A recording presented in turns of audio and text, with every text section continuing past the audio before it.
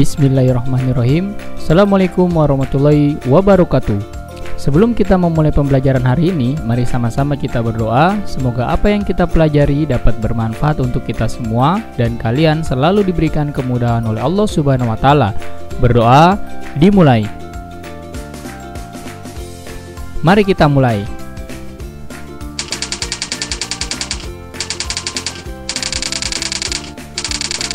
Hari ini kita akan mempelajari tema 4, globalisasi, subtema 1, globalisasi di sekitarku, pembelajaran pertama. Yang pertama kita akan mempelajari IPS, yaitu tentang kerjasama negara anggota ASEAN dalam bidang sosial. Globalisasi adalah proses masuknya ke ruang lingkup dunia. Penyebab globalisasi itu sendiri antara lain ialah adanya perkembangan teknologi dan alat komunikasi serta kemajuan alat transportasi. Perkembangan teknologi dan alat komunikasi memudahkan kerjasama antar negara. Ingatkah kamu di tema 1 kita sudah mempelajari tentang negara-negara yang tergabung dalam anggota ASEAN? Negara-negara ASEAN menjalin kerjasama untuk mencapai tujuan bersama seperti meningkatkan pertumbuhan ekonomi, sosial, dan budaya, serta menjaga perdamaian dan keamanan di kawasan Asia Tenggara. Adapun beberapa faktor penyebab terjadinya kerjasama negara-negara anggota ASEAN sebagai berikut. Yang pertama, sumber daya alam, berada dalam wilayah yang sama, dan ilmu pengetahuan dan juga teknologi. Kerjasama terjalin harus sesuai dengan prinsip-prinsip dalam perjanjian persahabatan. Pembelajaran ini kita akan mempelajari bentuk kerjasama di bidang sosial. Tujuan kerjasama dalam bidang sosial adalah untuk menciptakan masyarakat ASEAN yang peduli dan mau berbagi dengan negara lain. Bentuk kerjasama anggota ASEAN dalam bidang sosial yaitu sebagai berikut. Penanggulangan bencana seperti memberikan penanganan darurat ketika terjadi bencana, kemudian meningkatkan kesejahteraan sosial dan pembangunan, melindungi hak-hak dan keadilan sosial penduduk, kemudian meningkatkan kualitas sarana kesehatan, dan juga meningkatkan perlindungan sosial kepada seluruh penduduk. Berikutnya kita akan mempelajari muatan bahasa Indonesia tentang pengertian teks eksplanasi. Ingatkah kamu apa yang dimaksud dengan teks eksplanasi? Karena teks eksplanasi ini kita sudah pelajari di tema sebelumnya. Teks eksplanasi adalah teks yang berisi penjelasan. Berikut ini merupakan susunan teks eksplanasi. Yang pertama, paragraf pertama biasanya berisi pernyataan umum berupa topik masalah. Yang kedua, paragraf kedua, dan seterusnya biasanya berisi fakta atau proses penyelesaian dari topik yang dibahas. Dan yang ketiga, paragraf terakhir berisi simpulan atau kesan tentang topik yang sedang dibahas. Bacalah teks berikut dengan saksama, nak. Indonesia merupakan negara yang mempunyai potensi sumber daya alam dan potensi sumber daya energi yang sangat berlimpah. Indonesia sebagai negara dengan wilayah perairan yang luas seharusnya mampu memanfaatkan potensi yang ada secara maksimal.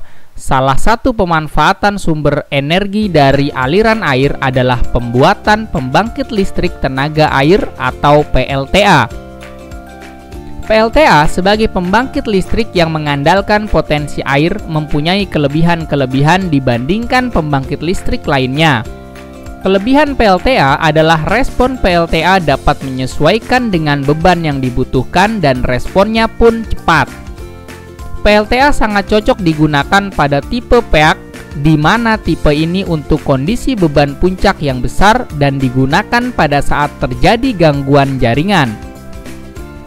Pembangkit listrik ini merupakan energi yang ramah lingkungan, bebas dari karbon emisi, dan tidak menyebabkan polusi yang berakibat efek rumah kaca.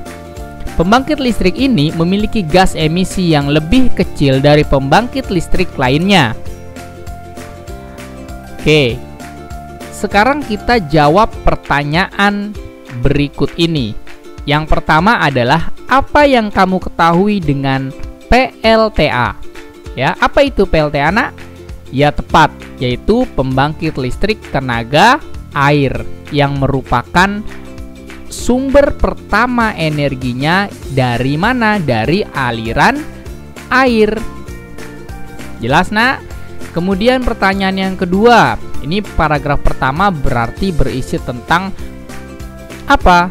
Topik masalahnya. Kemudian di paragraf kedua berisi tentang penjelasannya, dan yang terakhir adalah simpulannya.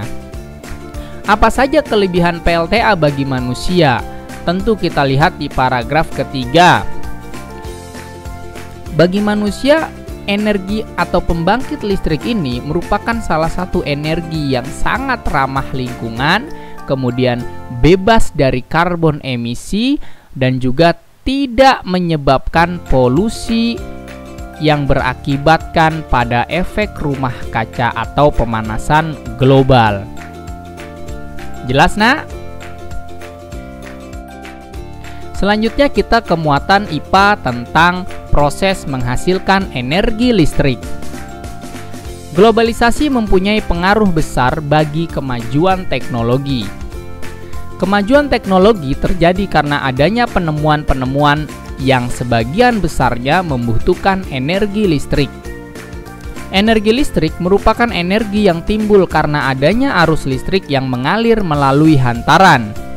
Sumber utama energi listrik adalah pembangkit listrik. Contoh pembangkit listrik adalah pembangkit listrik tenaga air atau PLTA.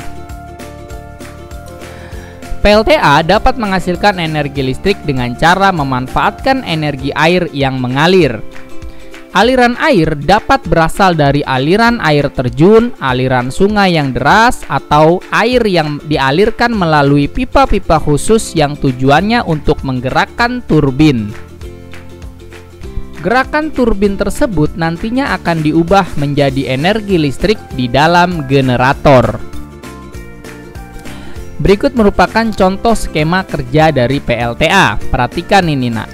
Ya, ada bendungannya, kemudian air mengalir, lalu ada turbin di sini. Air yang mengalir ini menggerakkan turbin dalam generator sehingga menjadikan generator tersebut menghasilkan energi listrik atau pembangkit listriknya.